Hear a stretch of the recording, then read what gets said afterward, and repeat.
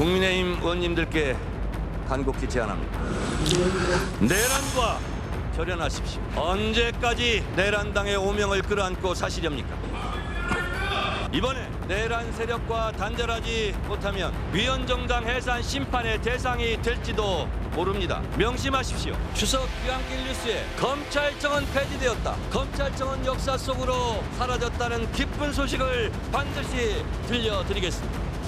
거대 여당 대표의 품격을 기대했는데 너무나 실망스러웠습니다. 여의도 대통령을 보는 것 같았습니다. 여당이 더 많은 것을 가졌으니 양보하라고 주문했습니다. 그런데 양보는커녕 연설 내내 여전히 국민의힘을 없애겠다는 이야기만 반복했습니다. 이재명 대통령의 중재로 서로 악수를 나누는 장면을 연출했던 여야 대표. 단 하루 만에 여야 관계가 다시 냉각될 조짐을 보이고 있습니다. 자, 여야 협치를 강조했던 이재명 대통령의 주문이 좀 무색해진 게 아닌가 싶은데요. 방금 들으신 것처럼 민주당 정청래 대표, 어제 교섭단체 대표 연설에서 내란 청산을 주문했습니다. 그리고 개혁 입법을 강조했죠. 자, 그렇다면 오늘 있었던 국민의힘 송원석 원내대표는 어떤 이야기로 응수를 했을까요? 들어보시죠. 지난 100일은 한마디로 혼용무도, 어리석은 군주가 세상을 어지럽게 만든 시간이었습니다. 여당 대표는 걸핏하면 해산 운운하면서 야당을 겁박하고 자신들의 전매 특허인 내란 정당 프레임을 씌워서 야당 파괴, 보수 괴멸의 일당 독재를 구축하려 하고 있습니다. 진지하게 충고합니다. 일당 독재의 폭주를 멈추십시오. 선동과 협박의 정치를 중단하십시오. 오늘 민주당 정청래 대표는 내란 세력과 절연하라라는 자신의 충언을 가볍게 여기지 말라고 또 강조했습니다. 그리고 국민의힘 송원석 원내대표, 선동과 협박의 정치를 중단하라고 촉구를 한 건데요. 그야말로 장군 멍군 주고받고 있는 형국입니다. 역시나 9월 정기국회 처음부터 이제 쉽지가 않아 보입니다. 자, 어제 정청래 대표와 마찬가지로 오늘 송원석 원내대표도 더 센 특검법 개정안과 검찰 개혁에 대해서 이런 이야기를 던졌습니다. 우리 국민의힘은 일방적인 특검 확장에 동의할 수가 없습니다. 그런데 특검으로도 부족해서인지 특별 재판부를 설치하겠다고 합니다. 수사도 재판도 판결도 다 자기들이 마음대로 하겠다는 것인데 인민재판과 무엇이 다릅니까?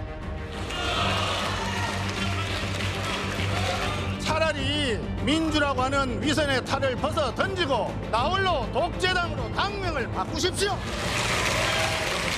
중대한 입법을 빨리빨리 속도적으로 몰아치는 게 말이 됩니까? 더불어민주당에 다시 한번 제안을 합니다. 국회에 사법개혁 특위를 구성하고 검찰개혁을 함께 논의합시다. 자, 여야가 하루가 멀다 하고 이렇게 치고받고 주고받고 있습니다. 송원석 원내대표의 연설에 대해서 정청래 대표 이런 소감으로 또 맞대응했습니다. 협치를 하자면서 협박만 있었던 것 같고요. 무슨 반공 웅변대회 하는 것이냐. 너무 소리를 꽥꽥 질러가지고 귀에서 피가 날 것 같습니다. 이재명 정부를 윤석열 정부로 바꿔서 치환해 놓으면 딱 어울리는 그런 연설이었습니다. 자, 앞서 제가 잠깐 언급을 했습니다만 이재명 대통령이 굉장히 신중하게 숙고 끝에 여야 대표 손을 억지로라도 맞잡게 하는 모습이 연출이 됐어요. 그런데 하루 만에 지금 계속 치고받고 있습니다. 특히 정청래 대표의 그러니까 계엄 세력과는 이제 절연을 해라. 네. 그러면서 어떻게 보면 굉장히 그 당 내부 일까지 간섭을 하는 느낌도 들었을 것 같고요. 또 한 가지, 그러지 않으면 당을 해체시켜버리겠다. 어떻게 보면 협박으로 들렸을 수도 있어요. 그러니까 좋은 반응이 나올 일이 없었을 것 같고요. 그렇죠. 정청래 대표가 하고 있는 모습은 여당 대표라기보다는 야당 대표에 가까운 모습들을 보이고 있는 것이 아닌가라는 생각이 들고요. 앞서 앵커께서는 여야 냉전이 다시 시작된 것이 아니냐라고 말씀하셨습니다만 이것은 어떻게 보면 민주당과 정부, 당정의 냉전도 시작된 것이 아닌가라는 생각이 들 수밖에 없습니다. 왜냐하면 그저께만 해도 대통령께서 여당이 더 많은 것을 갖고 있었으니 좀 더 내어주라라고 정청래 대표에게 직접 주문을 하기도 했었거든요. 그리고 지금 민주당이 단독으로 처리하려는 입법안들에 대해서 장동혁 대표 같은 경우에는 위헌 가능성이나 이런 것들에 대해서 조목조목 짚었는데 그때 대통령께서는 이제 야당의 목소리도 더 귀 기울이겠다라고 분명히 이야기를 한 바가 있습니다. 그런데 바로 하루가 지나서 정청래 대표가 이렇게 교섭단체 대표 연설을 하는 내용들을 보면은 협치라든지 이러한 내용들은 전혀 없이 계속적으로 본인이 전당대회 때 했었던 이야기들을 리바이벌하는 것이 아닌가라는 생각이 들 수밖에 없는데요. 지금 민주당이 어쨌든 여당으로서 함께 가야 되는 모습, 포용하는 모습들을 보여줘야 하는데 정청래 대표가 그러지 못하고 있는 부분에 있어서는 저희 야당과의 관계뿐만이 아니라 대통령실과의 관계도 앞으로 좀 어색해지지 않을까라는 생각도 듭니다. 어제 오전에 국민의힘은 더 센 특검법 효력 정지 가처분 신청을 헌법재판소에 냈습니다. 자, 이후에 오후에는 여야 원내대표가 만나서요. 더 센 특검법 개정안에 대한 막판 조율을 시도를 했습니다. 하지만 접점을 찾지 못한 채 끝났습니다. 자, 오늘 오후에 다시 한번 또 만날 예정이라고 하는데 내일 민주당이 더 센 특검법 개정안 본회의 처리를 이미 예고한 상황이죠. 국민의힘의 의견이 어느 정도 반영될지 지금 분위기로 봐서는 반영될 분위기는 전혀 느껴지지가 않네요. 반영되기 어려울 거라고 봅니다. 네. 왜냐하면 국민의힘이 이 더센 특검법이라고 주장하고 있는 이 법안들에 대해서 뭐 중재안을 낸다든지 예를 들면 기간을 뭐 3개 다 늘리지 말고 뭐 하나만 하라든지 이거는 좀 수사가 좀 많이 진행되지 않았느냐, 이거는 필요성이 좀 낮아 보인다, 그러면서 뭐 협의안을 좀 제안한다 모르겠지만 지금 국힘 주장은 백지화거든요. 네. 더센 특검법 하나도 하지 마라, 아무것도 개정하지 마라, 백지화 시켜라. 이렇기 때문에 항상 여야가 합의할 때 뭔가 협의안이 안 나오는 겁니다. 저희가 계속 지금 국민의힘에 요구하는 것은 반대만 하지 말고 협의안을 갖고 와라. 그리고 좀 더 앞서서 아까 우리가 정청래 대표의 그 발언에서 비판을 하셨는데 그 명분을 갖고 오라는 겁니다. 정청래 대표도 대통령 말씀 듣고 싶을 겁니다. 그런데 네. 대통령 말씀을 듣기 위해서는 윤석열 전 대통령과의 절연을 해야 되는데 내란 세력과의 전열 그걸 못하고 있기 때문에 사실 대선 패배 직후에 김용태 비대위, 윤희숙 혁신위를 거치면서 국민의힘은 윤석열 전 대통령과 절연을 하라는 모습을 보여왔어요. 그걸 완성을 했다면 지금 만약에 민주당이 다수의 힘으로 밀어붙이면 국민들이 비판하실 겁니다. 근데 지금 어떻게 됐습니까? 전한길 씨가 갑자기 등장하면서 그 절연을 못하고 있는 상황이기 때문에 어떻게 보면 계속 강성 지지층에 끌려가지 말고 빨리 절연하고 와서 우리랑 협치를 하자는 저는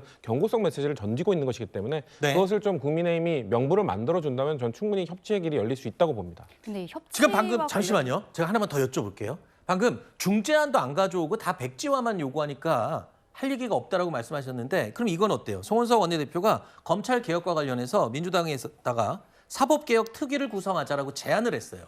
자, 이것은 어느 정도 중재안을 좀 제시한 걸로 보지 않을까요? 이런 거는 좀 반영할 수 없을까요? 아니죠. 왜 이제 와서? 그러니까 네. 지금 검찰개혁 얘기가 문재인 정부 때부터 있었던 얘기입니다. 아니 더 거슬러 올라가면 참여정부 때부터 있었던 얘기입니다. 그때 그 10수년 동안 국민의힘 보수정당은 계속해서 검찰개혁할 필요 없다, 반대한다라는 얘기만 했었지 특위 만들어서 제대로 논의해보자고 한 적이 없어요. 네. 그러니까 지금도 사실 22대 작년 총선 이후에 계속해서 민주당이 이 법안에 대해서 추진할 거 알고 있었음에도 불구하고 네. 만약에 작년 총선 직후에 108석으로 쪼그라들었던 국민의힘이 특위 만들어서 얘기합시다라고 했으면 저희는 그걸 거부할 명분이 없었을 겁니다. 네. 근데 그때까지는 계속 반대한다면서 그냥 아무 얘기 안 하다가 통과를 시키기 직전에 특위 만듭시다. 특위 기간 6개월 정도 보통 하게 되는데 네. 그 기간 동안 지연시키겠다는 전략으로밖에 안 보이기 때문에 이건 네. 협의안이라고 볼 수 없는 거죠. 글쎄요. 그런 제안을 하기에는 그때 국민의힘 내부 사정이 정신이 없었죠. 저희 당의 사정도 그렇습니다만 지금 사법개혁이라고 민주당에서 밀어붙이고 있는 상황에 대해서